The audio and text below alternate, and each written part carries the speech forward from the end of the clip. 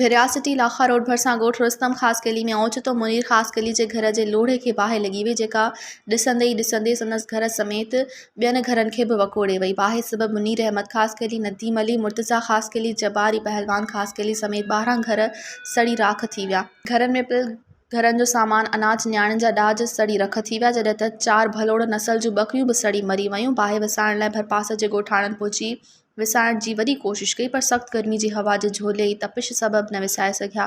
बाहि विसाइण दौरान हिकु नौजवान शुएब पुट अब्दुल गफ़ूर ख़ासि गली सड़ी ज़ख़्मी थी पियो, जंहिंखे इस्पताल नियो वियो आहे। 2 कलाक देरि सां फायर ब्रिगेड पहुची बाहि ते कंट्रोल कयो ऐं वधीक घरनि खे सड़ण खां बचाए वरितो। उन मौक़े ते मुतासिरनि जो चवणु हो त असां सभु ग़रीब पुरहत आहियूं, असांजो अल्ह तल्ह सड़ी रख थी वियो आहे।